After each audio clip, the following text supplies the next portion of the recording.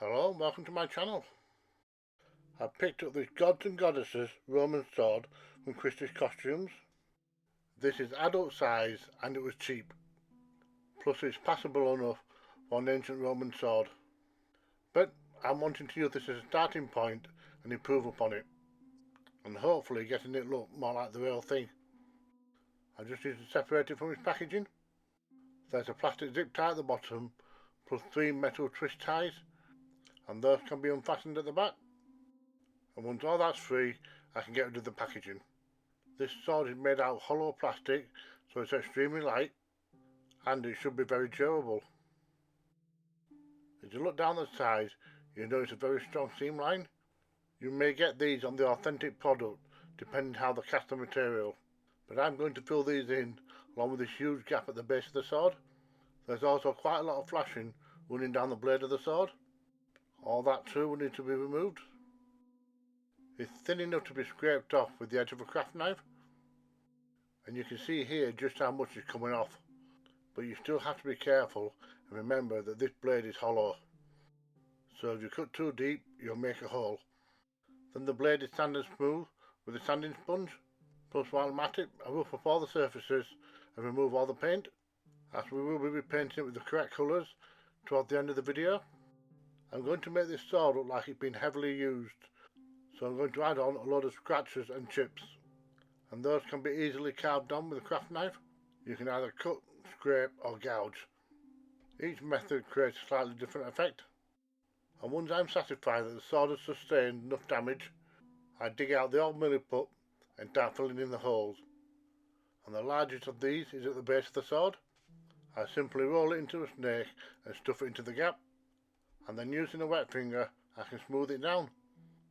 Then I repeat the same process on all the seams and put it to one side to set, as it will take a good 24 to 48 hours to fully solidify, and that way I can sand it down without any problems.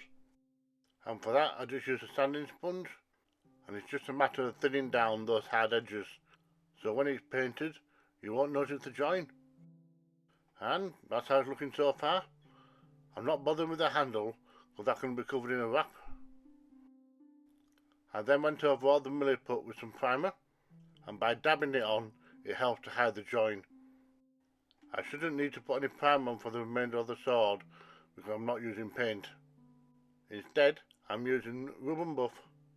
This is a wax based polish and it maintains a really good shine. Since I don't have any brass, I'm substituting the colour with gold, and you can see it's really starting to transform the sword. For the blade I use silver.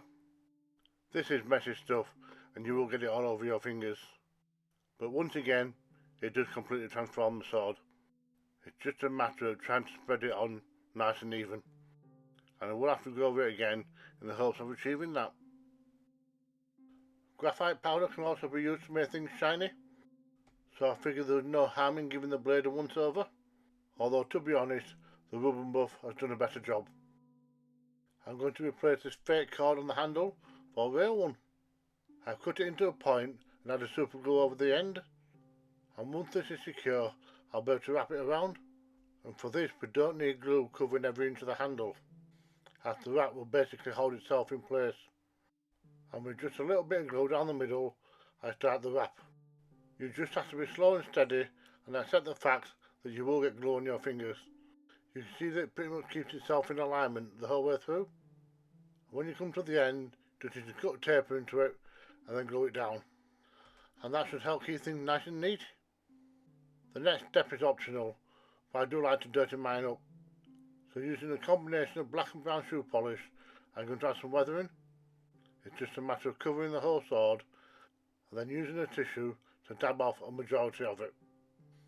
I make sure not to miss out the handle and the wrap, and this way it feels like the whole thing's been exposed to the elements, and because everything's been covered in polish we don't need to spray on any varnish. And that's all there is to it. This was a very quick and easy project. So now it's time to show off the completed sword, and it's looking a lot more realistic compared to how it was originally.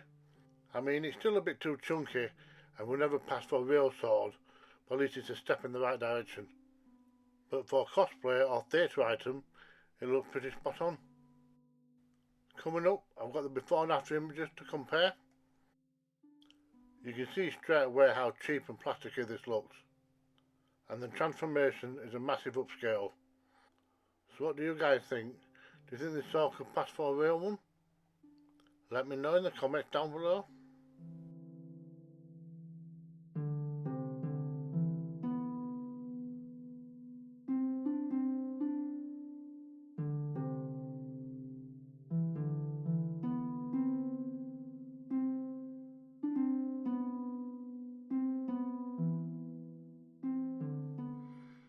Thank you for watching.